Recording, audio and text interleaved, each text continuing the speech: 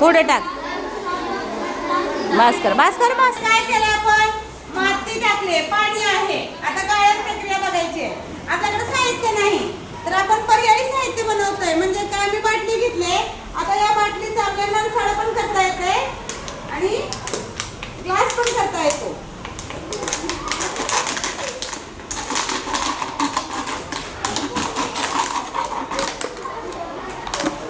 आता याचा वापर आपण कशासाठी करणार आहे? नळसाळ्यासारखा. आणि हे आहे गाळणी. आता आपण ह्यामध्ये हे दूषित पाणी आहे, माती आणि पाणी मिक्स. आधी गाळणीनं गाळून दाखवते तुम्हाला. तर गाळणीनं गाळल्यावर ह्यातलं किती निघतंय घाण आपण बाजूला बघूयात.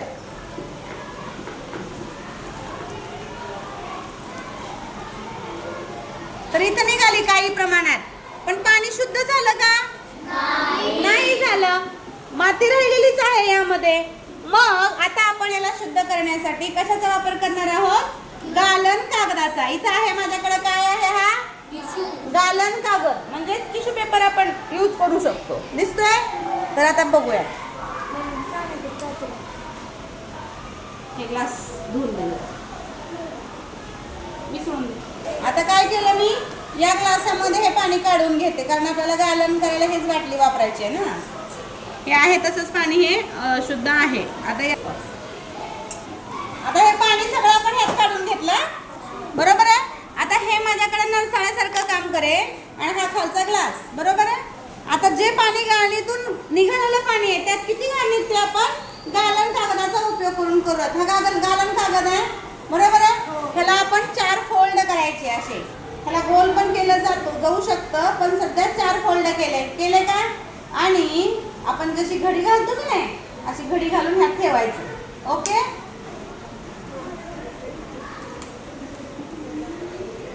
आणि आता हे पाणी मी ओतणार. बघा काय व्हायलंय. मगाचं पाणी कसं होतं दाखवते मी आता. बघा कसं पाणी झालं, शुद्ध झालं. मगापेक्षा शुद्ध झालं का नाही? का बरं शुद्ध झालं? तर चाळणीचे जे वेज होते ते गालन कागदापेक्षा मोठे होते की नाही.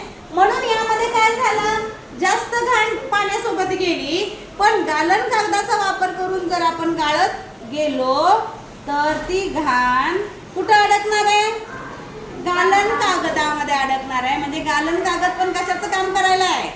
चाळणीचं काम करायला आहे.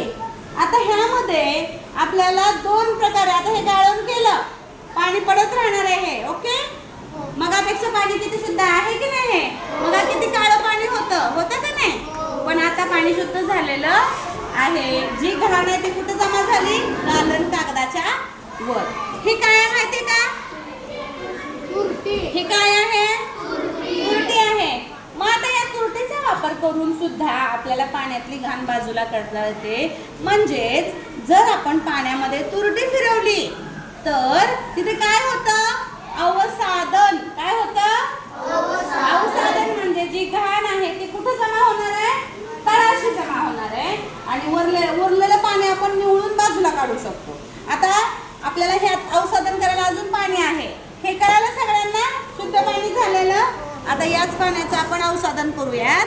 हे बाजूला काढते मी. यामध्ये पुन्हा घाण पाणी मिसळू का? हे बघा शुद्ध पाणी दिसतंय की नाही सगळ्यांना? दिसायलंय? बघा हातात घेऊन बघायचं असेल तर मगापेक्षा शुद्ध आहे की नाही? कशा? आणि सगळी घाण कुठं अडकली आहे?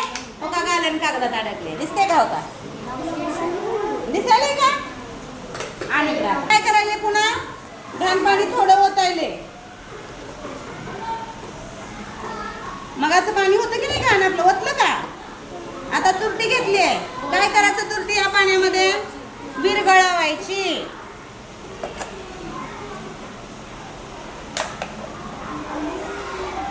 विरघळण्यासाठी मी हलवायला ह्याला.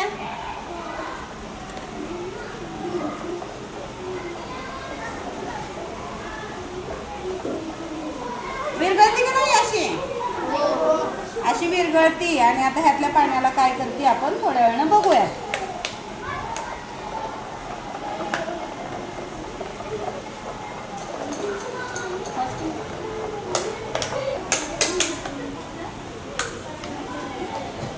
आता ही तुरटी बाजूला काढलेली आहे. आता ह्याला आपण शांत ठेवायचं, ह्याला न हलू देता थोडा वेळ. मग औषधन कसं होतंय आपण चेक करूया. दिसते का गालन कागदातली घाण? घाण म्हणजे काय आहे? त्या छिद्रातून माती जी आलेली आहे ती त्यामध्ये अडकलेली आहे गालन कागदामध्ये. आहे का स्वप्नील?